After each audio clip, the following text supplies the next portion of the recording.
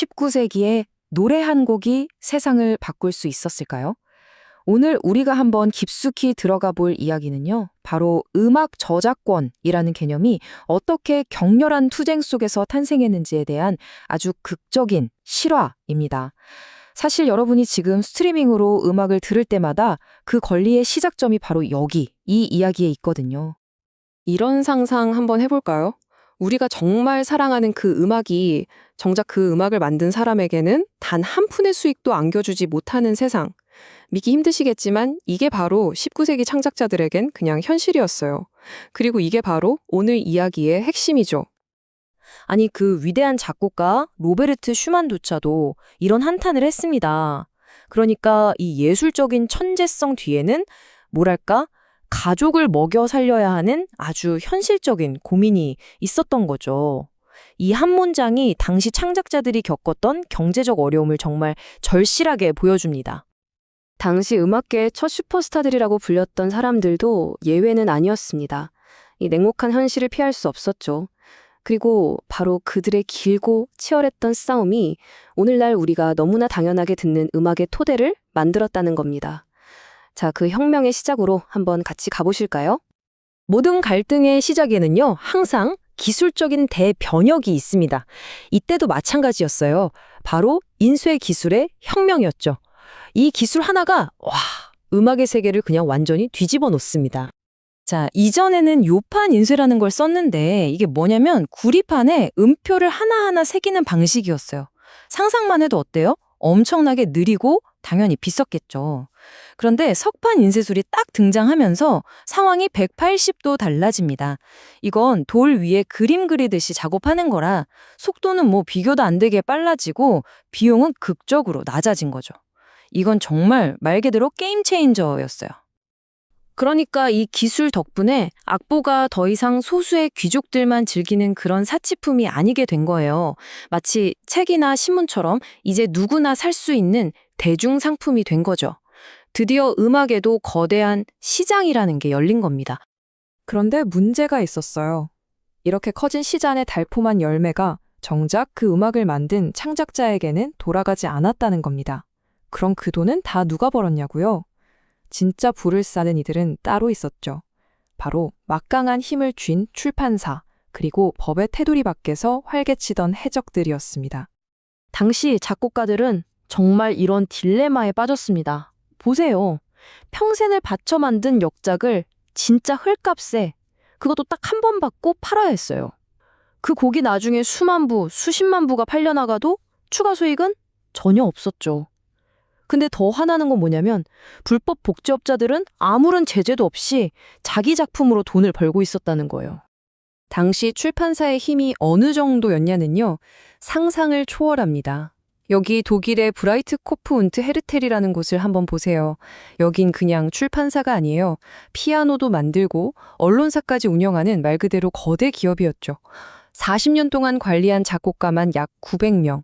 작곡가 한 명이 이런 거대한 골리앗을 상대로 싸운다는 건 사실상 불가능에 가까웠습니다. 하지만 이런 절망적인 상황에서도 창작자들이 드디어 반격을 시작합니다. 그리고 그 거대한 혁명의 시작점이 어딘지 아세요?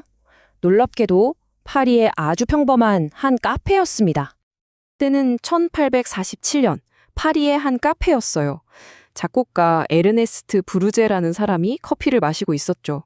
그런데 어디선가 아주 익숙한 멜로디가 들려오는 거예요. 바로 자기 자신이 피땀 흘려 만든 곡이 너무나도 태연하게 연주되고 있었던 겁니다. 이때 부르제가 정말 대담한 행동을 합니다. 음식값을 내지 않겠다고 선언한 거예요. 그러면서 이렇게 말했겠죠. 당신들은 내 음악으로 손님 끌어서 돈을 벌면서 나한테는 한 푼도 안 주잖아요. 그러니까 나도 당신들 음식값 공짜로 먹겠습니다. 이 단순해 보이는 저항이 모든 걸 바꿀 줄은 아무도 몰랐죠. 당연히 카페 주인은 그를 고소했죠. 그런데 정말 놀랍게도 법원이 부르제의 손을 들어줍니다.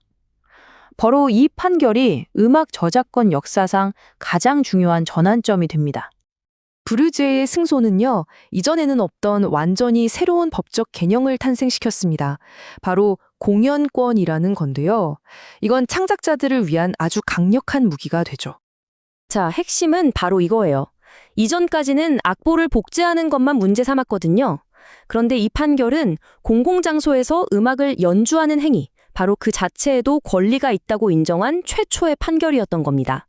그러니까 카페 주인이 손님을 더 끌려고 음악을 틀었다. 그럼 그 순간 작곡가에게 대가를 지불해야 한다는 개념이 바로 이때 탄생한 겁니다. 근데 한번 생각해 보세요. 작곡가 한 명이 전 세계 모든 카페를 돌아다니면서 감시할 수는 없잖아요. 그래서 그들은 힘을 합치기로 합니다. 1851년에 세계 최초의 저작권 집중관리 단체인 SACCEM이 프랑스에서 만들어져요. 바로 이 단체가 작곡가들을 대신해서 저작권료를 걷고 또 나눠주는, 바로 오늘날 우리가 아는 그 시스템의 원형이 된 겁니다.